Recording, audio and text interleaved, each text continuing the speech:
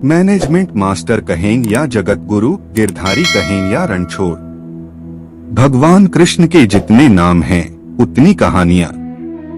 जीवन जीने के तरीके को अगर किसी ने परिभाषित किया है तो वो कृष्ण हैं। कर्म से होकर परमात्मा तक जाने वाले मार्ग को उन्हीं ने बताया है। संसार से वैराग्य को सिरे से नकारा, कर्म का कोई विकल्प नहीं ये सिद्ध किया। कृष्ण कहते हैं, मैं हर हाल में आता हूँ, जब पाप और अत्याचार का अंधकार होता है तब भी, जब प्रेम और भक्ति का उजाला होता है तब भी। दोनों ही परिस्थिति में मेरा आना निश्चित है। वैसे तो कृष्ण का संपूर्ण जीवन ही एक प्रबंधन की किताब है, जिसे सैकड़ों हजारों बार कहा सुना जा चुका है। कुरुक्षेत्र में दो सेनाओं के बीच खड़े होकर भारी तनाव के समय कृष्ण ने अर्जुन को जो ज्ञान दिया वो दुनिया का श्रेष्ठतम ज्ञान है। गीता का जन्म युद्ध के मैदान में दो सेनाओं के बीच हुआ।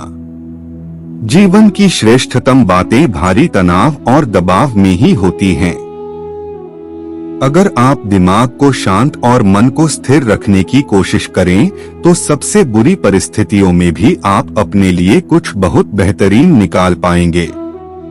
ये कृष्ण सिखाते हैं। गीता पढ़ने से पहले अगर इसी बात को समझ लिया जाए तो गीता पढ़ना सफल हुआ। कृष्ण का जीवन ऐसी ही बातों से भरा पड़ा है, जरूरत है नजरिए की। उनका जीवन आपके लिए माइथोलॉजी का एक हिस्सा मात्र भी हो सकता है और आपका पूरा जीवन बदल कर रख देने वाला ज्ञान भी। आवश्यकता हमारी है, हम उनके जीवन से लेना क्या चाहते हैं। कृष्ण मात्र कथाओं में पढ़ा या सुना जाने वाला पात्र नहीं है, वो चरित्र और व्यवहार में उतारे जाने वाले देवता हैं। कृष्ण से सीखें कैसे जीवन को श्रेष्ठ बनाया जाए। 10 बातें हैं जो अगर व्यवहार में उतार ली तो सफलता निश्चित मिलेगी। 1. शुरू से अंत तक जीवन संघर्ष ही है। कारागृह में जन्मे कृष्ण, पैदा होते ही रात में यमुना पार कर गोकुल ले जाया गया। तीसरे दिन पुतना मारने आ गई। यहाँ से शुरू हुआ संघर्ष देह त्यागने से पहले द्वारिका डुबोने तक रहा। कृष्ण का जीवन कहता है, आप कोई भी हो, संसार में आए हैं तो संघर्ष हमेशा रहेगा। मानव जीवन में आकर परमात्मा भी सांसारिक चुनौतियों से बच नहीं सकता। कृष्ण ने कभी किसी बात की शिकायत नहीं की, हर परिस्थिति को जिया और जीता।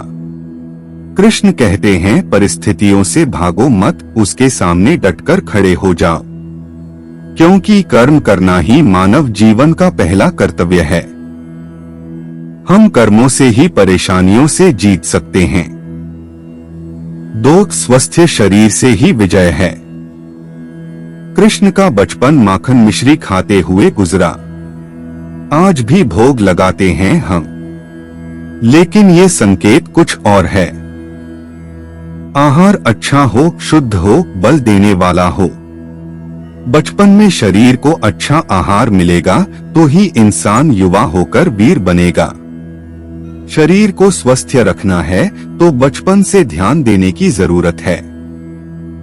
ये पेरेंटिंग के दौर से गुजर रहे युवाओं के लिए बड़ा मैसेज है। अपने बच्चों को ऐसा खाना दें जो उनको बल दे, सिर्फ स्वाद के लिए ही ना खिलाएं, तभी वे बड़े होकर स्वयं को और समाज को सही दिशा में ले जा पाएंगे। 3. पढ़ाई किताबी ना हो, रचनात्मक हो। कृष्ण ने अपनी शिक्षा मध्य प्रदेश के उज्जैन में सांदीपनी ऋषि के आश्रम में रहकर पूरी की थी।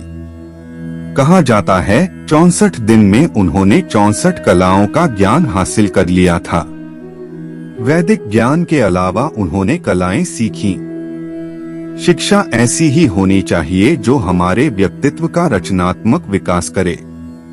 संगीत, नृत्य, युद्ध सहित 64 कलाओं कृष्ण के व्यक्तित्व का हिस्सा हैं। बच्चों में कोरा ज्ञान न भरें, उनकी रचनात्मकता को नए आयाम मिलें, ऐसी शिक्षा व्यवस्था हो। 4 रिश्तों से ही जीवन है, बिना रिश्तों के कुछ नहीं। कृष्ण ने जीवन भर कभी उन लोगों का साथ नहीं छोड़ा जिनको मन से अपना माना। अर्जुन से वे युवावस्था में मिले, ऐसा महाभारत कहती है, लेकिन अर्जुन से उनका रिश्ता हमेशा मन का रहा। सुदामा हो या उद्धव, कृष्ण ने जिसे अपना मान लिया उसका साथ जीवन भर दिया। रिश्तों के लिए कृष्ण ने कई लड़ाइयां लड़ी और रिश्तों से ही कई लड़ाइयां जीती। उनका सीधा संदेश है, सांसारिक इंसान की सबसे बड़ी धरोहर रिश्ते ही हैं। अगर किसी के पास रिश्तों का थाती नहीं है तो वो इंसान संसार के लिए गैर जरूरी है। इसलिए अपने रिश्तों को दिल से जिएं, दिमाग से नहीं। 5 नारी का सम्मान समाज के लिए जरूरी। राक्षस नरकासुर का आतंक था। करीब 16,100 महिलाओं को उसने अपने महल में कैद किया था। महिलाओं से बलात्कार में उसे सुख मिलता था। कृष्ण ने उसे मारा, सभी महिलाओं को मुक्त कराया, लेकिन सामाजिक कुरीतियां तब भी थीं। उन महिलाओं को अपनाने वाला कोई नहीं था। खुद उनके घर वालों ने उन्हें दूषित मानकर त्याग दिया। ऐसे में कृष्ण आगे आए, सभी 16,100 महिलाओं को अपनी पत्नी का दर्जा दिया। समाज में उन्हें सम्मान के साथ रहने के लिए स्थान दिलाया। कृष्ण ने हमेशा नारी को शक्ति बताया, उसके सम्मान के लिए तत्पर रहे।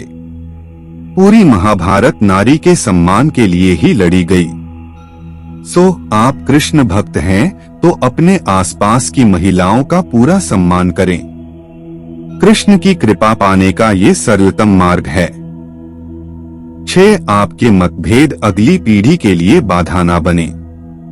कम ही लोग जानते हैं कि जिस दुर्योधन के खिलाफ कृष्ण ने आजीवन पांडवों का साथ दिया, उसकी मौत का कारण भी कृष्ण की कूटनीति बनी।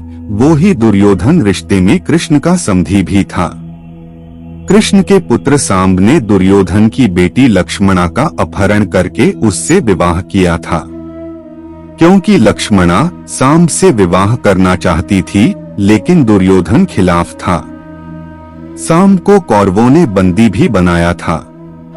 तब कृष्ण ने दुर्योधन को समझाया था कि हमारे मतभेद अपनी जगह हैं, लेकिन हमारे विचार हमारे बच्चों के भविष्य में बाधा नहीं बनने चाहिए।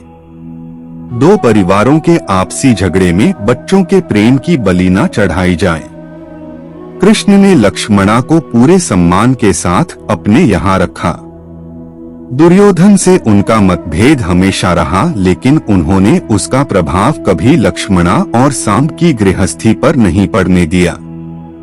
7 शांति का मार्ग ही विकास का रास्ता है। कृष्ण ने महाभारत युद्ध के पहले शांति से समझौता करने के लिए पांडवों और कौरवों के बीच मध्यस्थता की।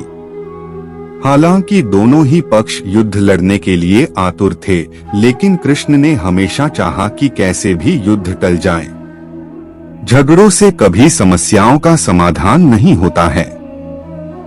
शांति के मार्ग पर चलकर ही हम समाज का रचनात्मक विकास कर सकते हैं।